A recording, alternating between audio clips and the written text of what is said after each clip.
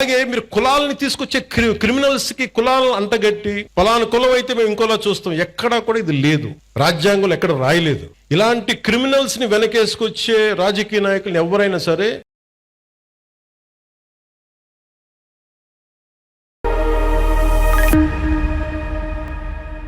Hello friends, నేను రాజీవ్ గారు. ఇదే పవన్ కళ్యాణ్ గారి నిజ స్వరూపం. ఓట్ల కోసం రాజకీయాలు చేయడు, ఉన్నది ఉన్నట్లు మాట్లాడతాడు, ఫిల్టర్స్ లేకుండా మాట్లాడతాడు. ఇదే చాలా మందికి నచ్చేది.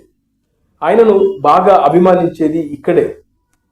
ఏదైనా ఉంటే పవన్ కళ్యాణ్ గారు కుండ బద్దలు కొట్టేలా మాట్లాడతాడు. దాని వెనకాల దురుద్దేశమో లేకుంటే ఏదో రాజకీయం చేయాలనే ఉద్దేశం ఆయనలో ఎక్కడ ఉండదు. కాబట్టే జనాలకు పిచ్చి పిచ్చిగా నస్తాడు. ఇక నచ్చని వాళ్ళ గురించి అది వేరే విషయం. నిన్న పవన్ కళ్యాణ్ గారు కాకినాడలో మన ఊరు మాట మంతి పేరుతో ఒక సభ నిర్వహించారు. ఇందులో పవన్ కళ్యాణ్ గారు చేసినటువంటి ఒక కీలకమైన కామెంట్స్, అదే రీసెంట్గా గాదే సాయి కృష్ణ అలియాస్ పిల్లా సాయి అనే విజయవాడకు సంబంధించిన కృష్ణలంకకు సంబంధించినటువంటి ఒక క్రిమినల్, ఆ అబ్బాయి మిస్సింగ్ కేసు, దానిపైన రకరకాల వార్తలు వస్తూ ఉన్నాయి. ముఖ్యంగా అతన్ని చంపేసి అంటే లాకప్ డెత్ చేసి పోలీసులు అతని దహనం కూడా చేశారనేది కుటుంబ సభ్యులు ఆరోపిస్తున్నారు. ఆ విషయం ఎంత పెద్ద సెన్సేషనో మనందరికీ తెలుసు. దానికి సంబంధించినటువంటి వ్యవహారం సోషల్ మీడియాలో పెద్ద ఎత్తున వైరల్ అవుతుంది. ముఖ్యంగా దీన్ని కులాలకు ఆపాదిస్తున్నారు. ఆ చనిపోయిన అబ్బాయి కాపు, అదేవిధంగా ఎస్సీఐ కూడా కాపు, కాబట్టి కాపులను వాంటెడ్గా టార్గెట్ చేస్తున్నారనే మాటలు కూడా వినబడుతున్నాయి. ఈ సమయంలో పవన్ కళ్యాణ్ గారు చేసిన కామెంట్స్ ఏంటంటే, ఒక క్రిమినల్ కాపు కులస్తుడైనంత మాత్రాన అతన్ని నేను వెనుకేసుకు రావాలి. 23 కేసులు ఉన్నాయి, పోక్సో కేసులు ఉన్నాయి. అడ్డదిడ్డంగా తిరుగుతూ రౌడీజం గుండాయిజం చేసే వాళ్ళను, మర్డర్లు చేసే వాళ్ళను నేను వెళ్ళి పరామర్శించాలా, వాళ్ళను వెనుకేసుకు రావాలా అని చేసినటువంటి పవన్ కళ్యాణ్ గారి కామెంట్స్. ఇది నిజంగా చాలా దమ్ము, చాలా సత్తా ఉంటే కానీ ఇలాంటి కామెంట్ చేయరు. దీన్ని వేరే రాజకీయ నాయకుడు అయితే గివప్ చేస్తాడు, అంటే వేరే యాంగిల్లో మాట్లాడతాడు. కానీ పవన్ కళ్యాణ్ గారు చాలా సూటిగా కుండబద్దలు కొట్టేసినట్టుగా మాట్లాడాడు. నా కాపు కులమైనంత మాత్రాన ఆ వ్యక్తి ఒక క్రిమినల్, అతనిపై కేసులున్నాయి, అలాంటి వ్యక్తిని నేను వెనకేసుకొని రావాలా అని చెప్పడం అనేది ఎంత ధైర్యం ఉంటుంది? మిగతా ఏ రాజకీయ నాయకుడు కూడా ఇలా మాట్లాడడానికి వణుకుతాడు, భయపడతాడు. ఎందుకంటే ఇది మన ఆంధ్రప్రదేశ్కి సంబంధించినటువంటి రాజకీయాలు ఎంతసేపు కులాల చుట్టూ తిరుగుతాయి. మరి కులాల ఓట్లు ఎక్కడ పోతాయో అని భయపడతారు. కానీ అలాంటి భయం ఏది లేకుండా పవన్ కళ్యాణ్ గారు చాలా నిజాయితీగా నిన్న మాట్లాడారు. అదేవిధంగా అనంతబాబు, వైఎస్ఆర్సీపీకి సంబంధించినటువంటి ఎమ్మెల్సీ అనంతబాబు కాపు అయి ఉండి ఒక దళిత యువకుడిని చంపి డోర్ డెలివరీ, వాళ్ళ ఇంటికి తీసుకొచ్చి డోర్ డెలివరీ చేశాడు, డిక్కీలో పెట్టుకొని వచ్చి ఆ కుటుంబ సభ్యులకు అప్పచెప్పాడు. అతను కాపు అయినంత మాత్రాన మనం కాపు అని చెప్పి వెనకేసుకొస్తామా? ఒక దళిత యువకుని చంపాడు అక్కడ అని చెప్పి ఆ కామెంట్ చేయడం. కానీ ఒక తల్లి తన కొడుకు కనిపించట్లేదు అని కోర్టులను ఆశ్రయించారంటే ఆ తల్లి తన ప్రాథమిక హక్కులు క్లెయిమ్, తన ఫండమెంటల్ రైట్ అది. బిడ్డ చనిపోయారో లేదో తెలియదు, మనకి డిసపియరెన్స్ అంటే కనిపించట్లేదు, ఆవిడ ప్రాథమిక హక్కు అది. దీనిని ఇందులో ఎక్కడా కూడా కులం లేదు. ఒక క్రిమినల్ని చట్టం ఎలా చూస్తుంటే రాజ్యాంగం కానీ, it has got nothing to do with your caste or your religion or your region. Crime జరిగిందా, ఎవరికి చేశారు, ఇంతకు మించి దాంట్లో కులం అనే ప్రస్తావన ఎక్కడ ఉండదు. అలాగే మీరు కులాలని తీసుకొచ్చే క్రిమినల్స్కి కులాలను అంటగట్టి పలానా కులం అయితే మేము ఇంకోలా చూస్తాం, ఎక్కడా కూడా ఇది లేదు, రాజ్యాంగంలో ఎక్కడ రాయలేదు.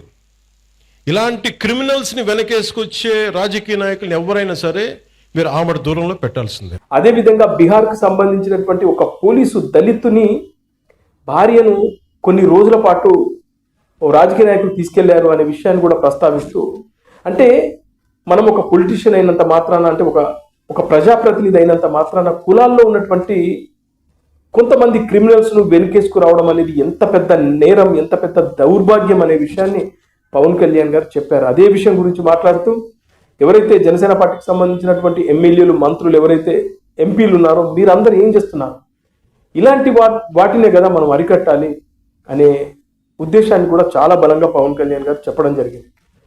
జగన్మోహన్ రెడ్డికి పవన్ కళ్యాణ్ గారికి ఉన్న తేడా ఏంటంటే, పవన్ కళ్యాణ్ గారు క్రిమినల్, నా కులమోడైతే ఏంటి, నాకేం సంబంధం, వాడొక క్రిమినల్ శిక్షించకూడదా?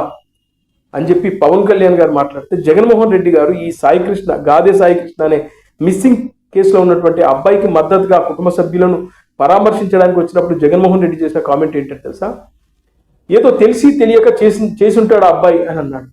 ఎంత నిర్లక్ష్యం చెప్పండి. తెలిసి తెలియకుండా 23 కేసుల్లో నిందితుడు అతను. ఫోక్సో కేసు ఉంది. అదేవిధంగా ఒక వ్యక్తిని, అంటే ఫ్రెండ్నే బీర్ బాటిల్ పగలగొట్టి చంపేశాడు.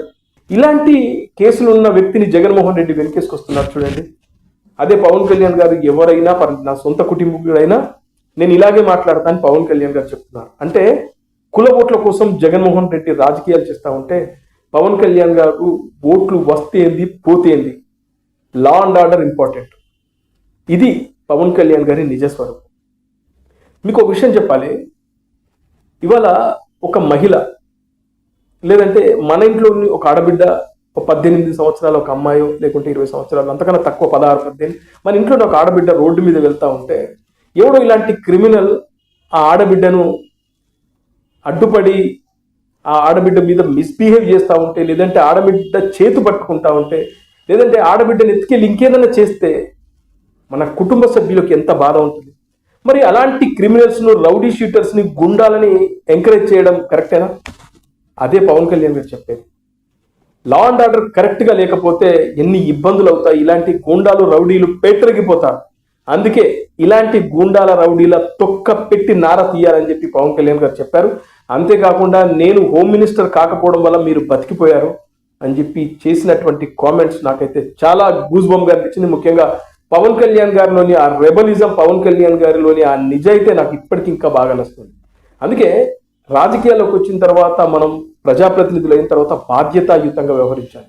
ఏదో పదవులు వచ్చాయని చెప్పేసి మన కులపోడో, లేకుంటే మనకు పలానా కులంతో ఓట్లు వస్తాయని చెప్పేసి చిల్లర రాజకీయాలు చేయడం, వాళ్ళని వెనుకేసుకురావడం, వాడు క్రిమినల్ పనులు చేసిన, తప్పులు నేరాలు చేసిన వాడిని వెనుకేసుకొని వచ్చి మన కులపోడైనా వాళ్ళకు కొన్ని ఓట్లు ఉంటాయి, అలాంటి ఓట్లను మనం పొడగొట్టుకుంటామనే నీచమైన రాజకీయాలు చేసే వ్యక్తులకు పవన్ కళ్యాణ్ గారు చెప్పిన సమాధానం నిజంగా గ్రేట్.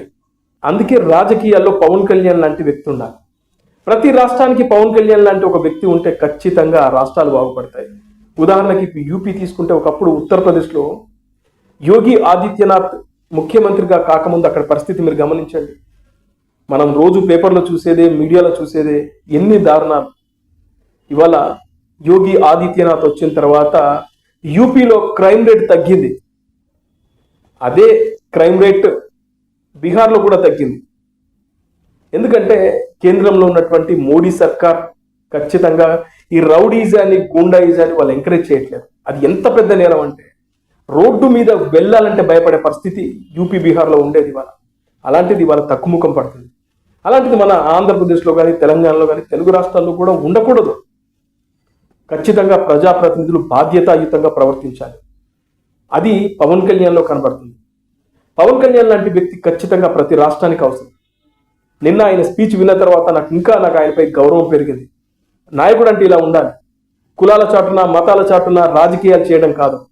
రాజకీయ నాయకుడు ఎప్పుడు కూడా ప్రజల సంక్షేమం కోరుకోవాలి, ప్రజల తరపున మాట్లాడాలి. ప్రజలు బాగుంటేనే రాష్ట్రం బాగుంటుంది, రాష్ట్రం బాగుంటే ప్రజలు బాగుంటుందని ఆలోచించేవాడే నిజమైన ప్రజాప్రతినిధి.